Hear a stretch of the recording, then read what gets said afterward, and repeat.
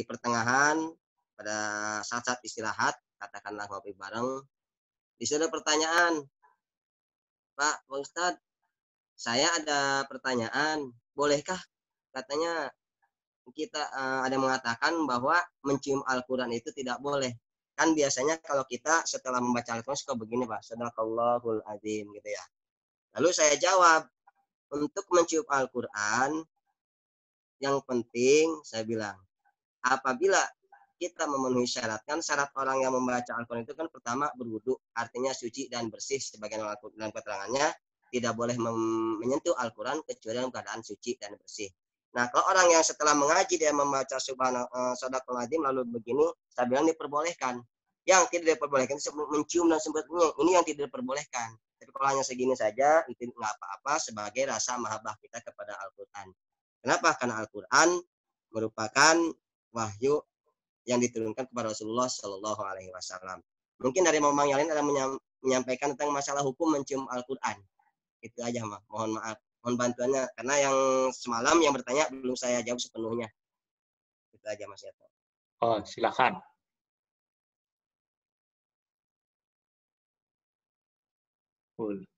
Sepi tenan ya, ini ngantuk ya. Oh, silakan. Mas Yato. Ya. Assalamualaikum warahmatullahi wabarakatuh. Waalaikumsalam warahmatullahi wabarakatuh. Terima kasih Mang Aceh. Terima kasih pagi ini Ustaz Aceh mengingatkan kepada kita semua untuk menghindari penyakit-penyakit hati ya, terutama takabur. Karena mungkin tidak mungkin ya, saya mengalami di usia-usia kita yang sudah mulai mendekati akhir dari periode kehidupan. Kalau kita melihat seorang yang lebih muda, kadang-kadang kita merasa lebih. Ya. Nah, ini selalu di dalam hati kita harus segera beristighfar, mengobati itu dengan minta perlindungan kepada Allah dari rasa sikap takabur itu. Jangan sampai lalu kita terjerumus lalu menjadi seperti iblis. Ana khairun minhu khalaqtani min nar wa khalaqtahu min tin. Atau dulu pada saat nyantri, sesudah saya pernah mengalami itu, sesudah mondok dari Tebu Ireng dulu, zaman SMP, lalu ketika kuliah, lalu mondok di Al-Imdad. Ada beberapa masa saya merasa sudah pernah mengaji Jurmiyah, sudah pernah mengaji kitab Nahwu di atasnya, ya. Sudah pernah menghafal tasrifan fi'il, fa'ala yaf'ulu fa'lan, sampai akhir. Nah itu lalu ketika mengaji, itu saya merasa sudah pernah, sudah bisa. Kemudian saya mendapat hikmah kajian juga ketika ngaji di majelis Mama Abdullah bin Nuh. Saya mendengar bahwa Mama Abdullah bin Nuh itu menyampaikan kajian pertama kali dengan kajian yang 1000 kali, kalau seorang yang ahli ilmu itu sikapnya harus sama. Sama seperti kajian itu seperti baru, ilmu itu seperti baru. Nah, apa-apa yang disampaikan oleh Ustadz Aceh, sudah haji belum Bang Aceh? Sudah. Alhamdulillah, Ustadz Haji Aceh, alhamdulillah, syukurillah. 2013. Alhamdulillah. Itu beliau sampaikan, coba kita lihat hati kita. Oh, mengenai takabur, cerita tentang iblis.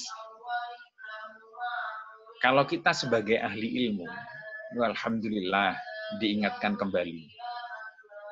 Tapi kalau ada rasa terbesit sombong di dalam diri kita, Lah, itu sudah pernah disampaikan berapa kali ke saya. Padahal di dalam praktek mungkin kita mengikis rasa takabur, sombong diri itu perlu selalu berulang-ulang. Ketika kita menghadapi suatu fakta, kejadian, perlu takabur itu kemudian dikikis lagi, istighfar lagi. Saya kok merasa lebih baik ya dari... Bahkan kalau waliullah itu, kalau tidak salah, Syekh Ibrahim bin Adam ya, itu pernah merasa lebih baik dari anjing buduken kelihatan berpenyakit. Nah, ketika hatinya terlintas merasa lebih baik dari anjing buduken yang kelihatan berpenyakit, itu penuh dengan penyakit, lalu si anjing ditakdirkan oleh Allah bisa ngomong dan memperingatkan Syekh Ibrahim bin Adam ini, seorang waliullah, ya, langsung diperingatkan. Apakah yang menyebabkan engkau merasa lebih baik dari diriku? Bukankah aku dicipta oleh Allah dan engkau juga dicipta oleh Allah? Bukankah aku tidak ditaklif syara, sedangkan engkau ditaklif syara? Artinya kalau melakukan sesuatu perbuatan, si anjing ini nggak kena hukuman. Ya.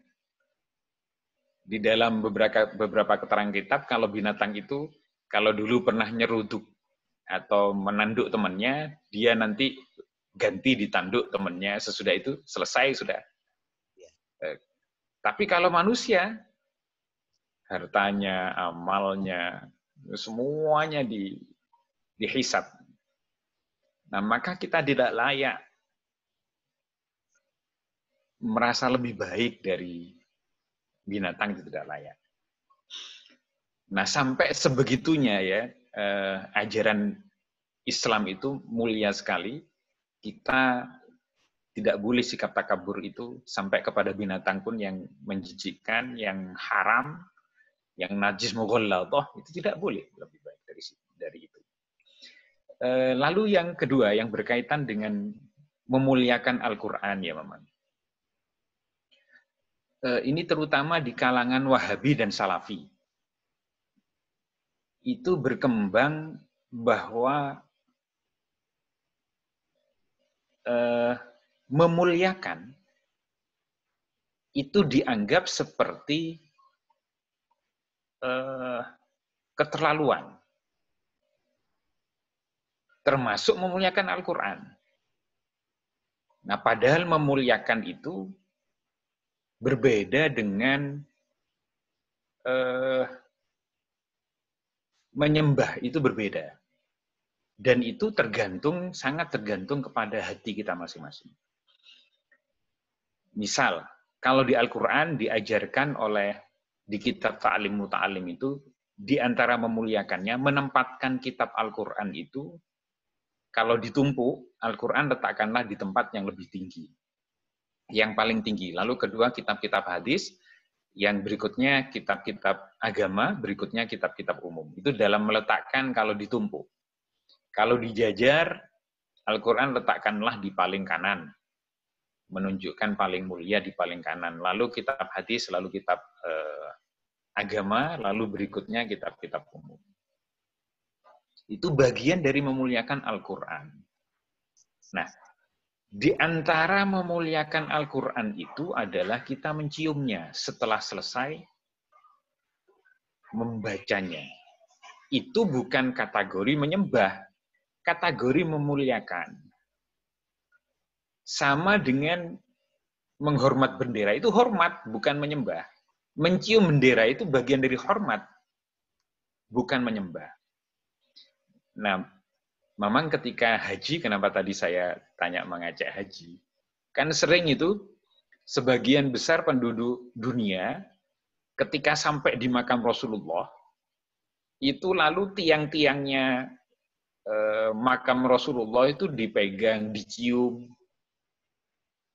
Nah, bagi petugas-petugas askar di sana, haram, haram, haram. Padahal itu memuliakan. Sama dengan begini. Ketika kita menyayangi seorang anak kecil, kan biasa tuh dielus-elus kepalanya, lalu dicium keningnya, pipinya, disun. Itu bagian dari menyayangi. Kalau kepada Rasulullah, bagian dari memuliakan Rasulullah. Dan bagi orang Wahabi itu dianggap seperti menyembah. Terlalu memuliakan itu tidak boleh. Nah bagi kita, Ahlussunnah wal Jamaah, ya boleh saja sama dengan menyayangi anak kecil, mengelus-ngelus kepalanya, mencium, itu bagian dari menyayangi beliau. Nah, kadang-kadang kita juga terbersit di dalam hati kita. Hati itu memang masalah yang rawan ya, masalah yang rawan. Tidak boleh kita menuduh seseorang itu lalu bersikap riya, bersikap sum'ah gitu. Tidak boleh. Misalnya begini. Teman kita niat di dalam hatinya itu ingin tahadus bin nikmah. Lalu dia karena saking gembiranya ingin mensyukuri nikmat, memberitakan nikmat, itu ada perintah ayat Al-Qur'annya, wa amma bi ni'mati rabbika fahaddits. Dan adapun terhadap nikmat-nikmat Tuhanmu fahaddits, maka ceritakanlah. Itu dalam rangka tahadus bin nikmah, kalau niat mensyukuri nikmat Allah, menceritakan nikmat Allah dan syukur, itu berpahala. Tapi kalau orang Wahabi Salafi kirim foto di Mekah Mukarramah dalam rangka mensyukuri, lalu disangka takabur, disangka riya, pengen dilihat dia sedang umroh, nah ini kalau ulama-ulama Wahabi lebih cenderung ke situ. Nah, padahal menampilkan foto itu memang ada dua di dalam hati, dan itu diserahkan kepada hati kita masing-masing. Kalau mamang-mamang saya yakin menampilkan foto sedang haji, sedang umroh itu adalah bagian dari tahadus bin nikmah, bukan bagian dari riya hatinya. Riyanya pasti sudah dijaga. Kalau yang awam mungkin, tapi tetap kita tidak boleh buruk sangka. Beliau menampilkan foto itu lalu riya ini, lalu kita tuduh pengen diketahui orang sedang naik haji ini. Jangan begitu. Nah, justru bagian dari buruk sangka kita itu termasuk bagian dari mungkin ada sedikit hasud, ada iri, ada dengki di dalam hati kita. Jadi yang berpenyakit bukan orang yang mengunggah foto justru, tapi yang berpenyakit kita yang melihat fotonya. Nah, karakter-karakter hati yang seperti ini, ya kita sendiri yang harus berlatih terus setiap hari supaya tidak takabur, tidak sombong, tidak sum'ah, tidak riya. Dengan cara belajar lalu mempraktekannya di dalam kehidupan sehari-hari. Mungkin itu saja memang yang bisa saya tambahkan. Mudah-mudahan pagi ini diingatkan oleh Ustadz Haji Aceh, hati kita menjadi tambah baik, dan jangan sampai kita lalu mempunyai sedikit sifat setan, sedikit saja jangan sampai, mudah-mudahan kita bersih, yaitu merasa lebih baik dari makhluk lain, tidak hanya merasa lebih baik dari orang lain, tapi dari makhluk lain. Sekian, Assalamualaikum warahmatullahi wabarakatuh. Waalaikumsalam warahmatullahi wabarakatuh. Wah, luar biasa, Mang Soleh. Soleh memang namanya itu. Sekarang Mang Mumu tadi mengajukan jalan ya, tangan ya. Silakan Mang Mumu ditambahkan. Assalamualaikum warahmatullahi wabarakatuh. Waalaikumsalam. Ya.